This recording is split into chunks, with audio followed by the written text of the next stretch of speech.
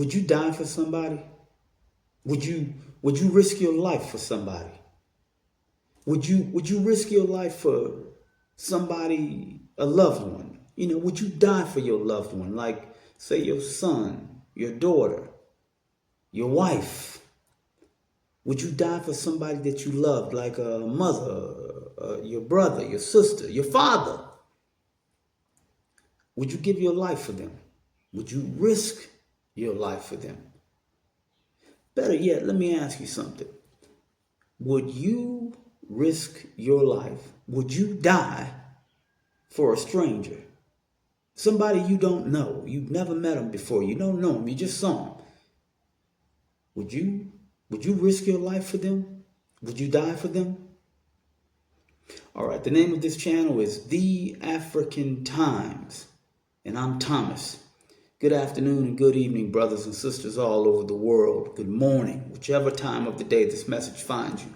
I'm asking you a very serious question. We need to talk about it. You saw that clip. So I ask you, would you give your life? Would you knowingly do something to help someone when you know or think or suspect that what you're about to do may end your life and save their life? Now, if you have children, yeah, you might say, yeah, I'd do it. Yeah, it's good to talk a good game, but when the reality is there and you're faced with that moment where you have to make that decision, will you do it? Take a look at this good sister. I ask you, would you risk your life for your loved ones? Would you die for your loved ones, your mother, your father? Would you die for a stranger, somebody you don't know? Would you put your life at risk with somebody you don't know? Take a look at this.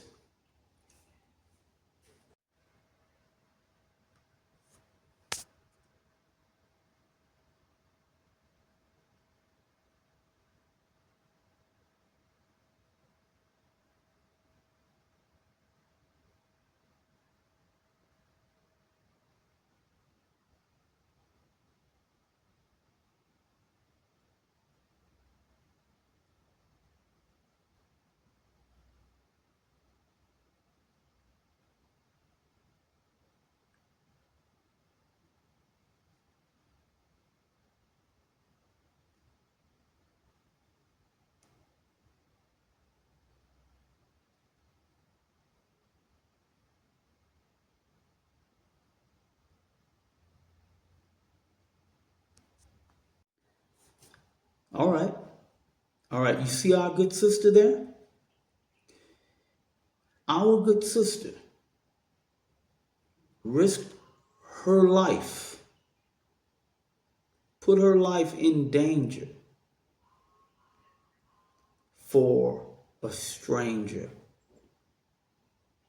Somebody she didn't know, never met before, no relationship to this person. She put her life up for this person. It was a child. You see it in the video. A moving car was about to strike this child, pin this child up against a wall. This good sister jumped in front of this vehicle, knowing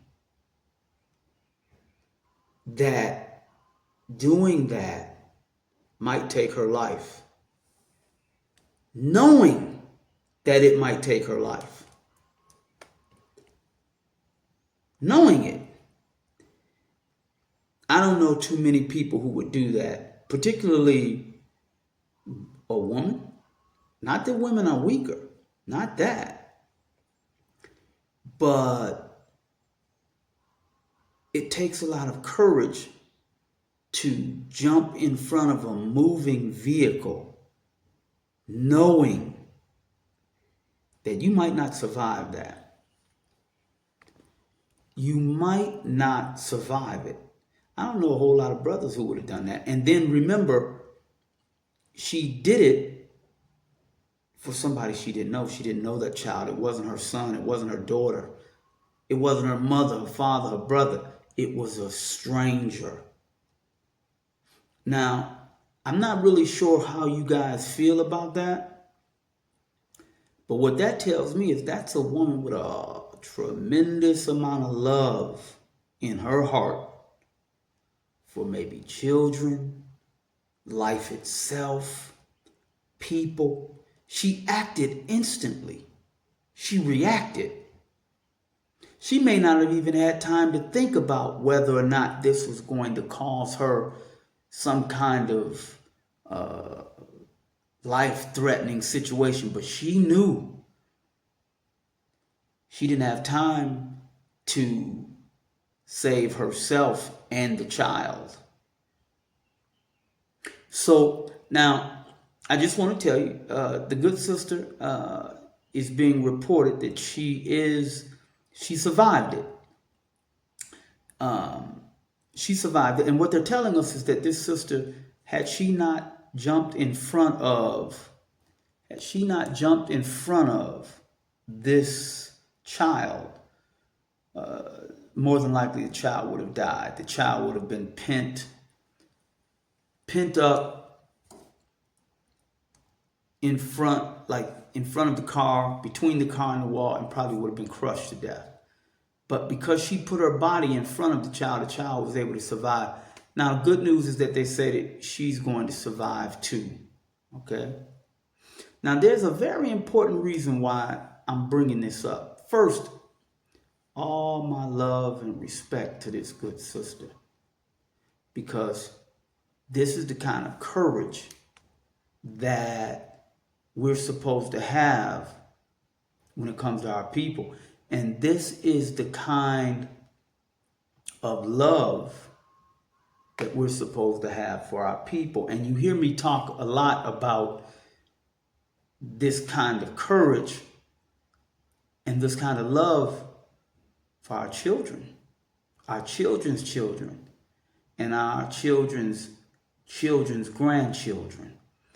We're supposed to have this kind of love and commitment, but that love and commitment is not just for their physical protection.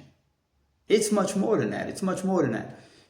This lady obviously protected the physical being of this child. She placed her life in peril.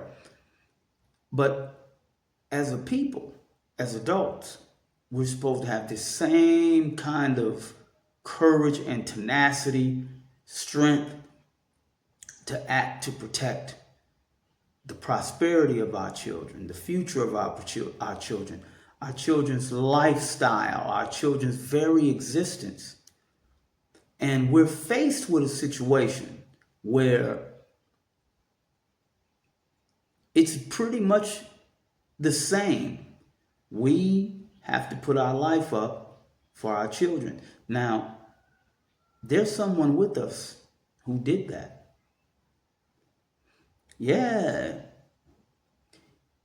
Remember, this lady didn't know if she was going to die as a result of the impact from the vehicle. Now, imagine this brother. I asked you in the beginning, would you give your life for people that you didn't know? Would you? What kind of love must you have to give your life for people you didn't know? And giving your life isn't only just a physical thing. Giving your life is also your freedom, because that's your life. So our good brother, Dr. Grandmaster J, take a look at him there. Our good brother, Dr. Grandmaster J, that's what he did. Dr. John Fitzgerald Johnson. And all those good brothers and sisters from Nfac. Take a look at the picture. Look at it. I really want to make sure you understand what that means. To give your life.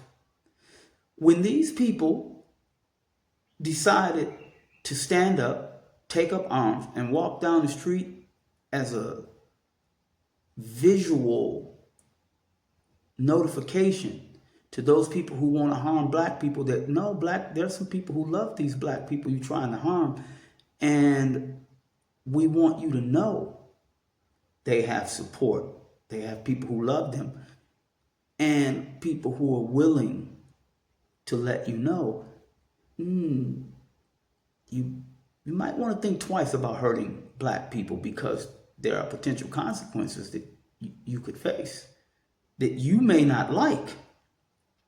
But when those people did that, I'm talking about Dr. Johnson, Grandmaster Jay, and Nfac, the good brothers and sisters. When they did that, they put their lives on the line just like that woman did for that child. They put their lives on the line for people they didn't know, as well as their loved ones, their uncles, cousins, aunts, brothers, sisters, mothers, fathers, children. You have to understand that message that they were sending was on behalf of their loved ones, but also people that they didn't know. Me, you, people that look like you, me. They don't know all of you. The people they went to do that, Breonna Taylor, Ahmaud Arbery, George Floyd, all these other people, all these people who've been passing away. These are just examples of what could happen to any one of us. And out of love for us, they risked their lives by walking down the street to make a statement to protect you. And Dr. Johnson, Grandmaster Jay, he took it a step further by saying, I will be the voice and I will be the face. So if you have any kind of threat to my life or to my freedom, you direct that at me. I'm going to step out front so that I can save and help save the people walking with me, but also all of those people, the black people in America and all over the world who look like you and me. He gave his life for that. When someone takes your life, it's not only a physical death. There are other ways to do it. We have many of our black heroes and heroines, men and women, whose lives were taken from them through incarceration, placement in a penal system that restricts their freedom. And in the case of our good brother, Dr. John Fitzgerald Johnson, Grandmaster Jay, he understood that risk, just like that lady understood the risk when she jumped in front of that car to save that child. He understood that risk and he still acted on your behalf. Understanding that, yes, there is the possibility of incarceration, but there is also the possibility that his life could be taken. All of them understood that. That's why you hear me talk about respect for him as a supreme leader of the organization, the founder of the organization, willing to say, look, y'all, I'll be the face of this situation. I'll walk out here. I'll say what needs to be said. You guys stay safe. Just walk with me, but stay safe. I'll take all of everything that they have to throw at me. I'll take it all because I love my people. I'm willing to give my life for my people, both physically and emotionally and spiritually. Confinement, that's what it does. You can physically exist here, but emotionally and spiritually, you're imprisoned. Do you understand? So I gave you a quick example of someone doing that, a woman. And remember, she didn't know it. She took care of one person. She didn't know what the consequences were going to be. Grandmaster Jay took on the blunt of an entire world system for you, for me, and all the people around the world who look like you and me. We owe that brother a debt of gratitude that we can never repay. Do you understand? Because this brother is incarcerated. So we can never get that time back for him. We can't do that. But what we can do is support him. write them letters, send them pictures. That's all he asked. Even while he did that, and he's enduring this great sacrifice, he's still supporting you. Told his people, hey, listen, keep everything going. Yes, I'm in here, but it's bigger than me. It's greater than me. It's about the people. He showed his love. And I don't know too many people, male or female, who would do what that lady did. Stepping in front of that vehicle to protect that child that she did not know. Or I know even less people, men and women, who would do what our good brother did when he stood up in front of the entire world on behalf of millions of people, hundreds of millions of people, billions of people that he did not know, but he still made that supreme sacrifice for his people. So again, the best way for us to support him, send the brother pictures, letters, donate to his cause. He's fighting for his freedom. Yes, he's going through that legal process. There was just a meeting the other night. I released this video today, but I think last night, this video is coming out today, but last night they did a live where they were talking about donations. I'm going to put it up here. You look at the screen, get the information. Donate to the brother. Don't donate to me. That's not, donate to him and his cause. When I told you I would send messages to him, you could send messages to my comments on the video, but you donate money to his cause to help him, support him, show him that you appreciate the sacrifice that he made and is continuing to make every day.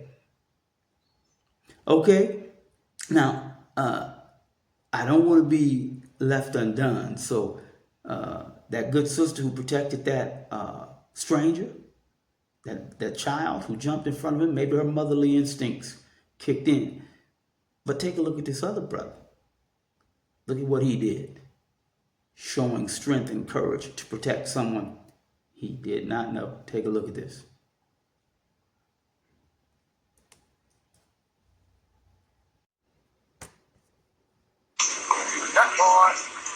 It is only appropriate that after 400 years, as prophesied, tribes of Israel, all 12 of them, you degraded us, picked up women and our men, stole our history, stole our religion, and now you're trying to steal our lives.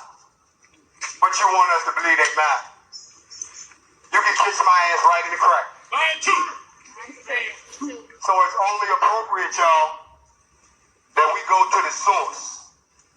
So all y'all out here who don't know, this is the birthplace of the Ku Klux Klan. This is where they were born after they were destroyed. Just for you. Everything you've been seeing, the police, discrimination in housing, a fucked up education, fucked up banking system, fucked up politics, are all tied to the KKK. If you don't believe that, you don't know shit about this country. What's that right there? So what we gonna do is we gonna pay a visit to their home. Because we ain't talking to the police no more. They just work for the KKK. We ain't talking to the government no more because they are the KKK. We ain't talking to the banks no more because they are the KKK. We ain't talking to most white people because y'all are the KKK.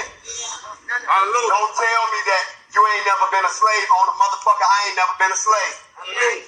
But you riding around in my car. Won't even let me ride in the motherfucker, right? Hallelujah. So I'm not talking to them no more. I want the heart of the Ku Klux Klan to hear me no matter where the fuck you are. I'm in your house. Where you at? You made a threat. We don't threaten. We don't scare. Because we don't care.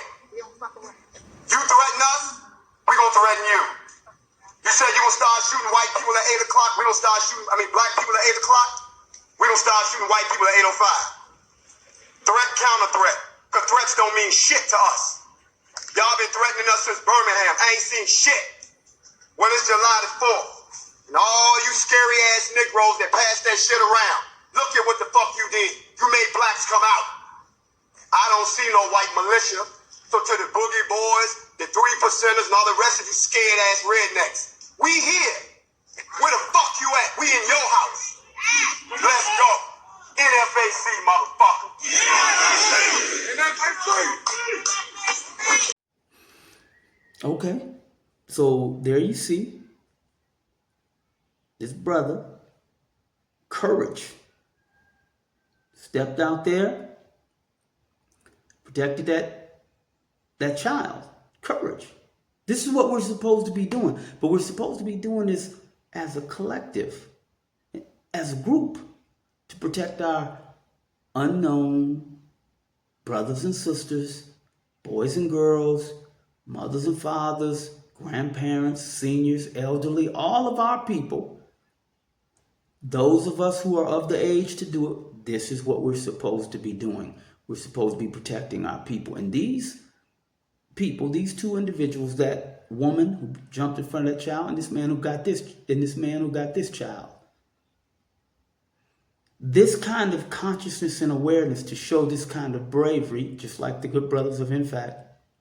I love you guys. Thank you. I appreciate what you've done. But the good brothers and sisters of Nfac, this is what was inside of them. The love, admiration, and desire to protect our young people, our elderly people, and us as a group, as a society. And they all were well aware, walking down the street armed, presented danger that could lead to the loss of life. They all knew that before they walked down that road, before they put that uniform on, the black shirt, the black pants, and the black boots. Before they put that stuff on, they already knew, hey, look, when I walk out this door, I might not be coming back. Something could happen. Some W could have evil intentions like so many do. Cause something to go wrong that results in an escalation of violence. So they all understood that. They all had courage and bravery, and they walked anyway to protect people they did not know. So what I'm saying to you is here, you have an example of people protecting an individual. The woman protecting the individual child, the man protecting the individual child.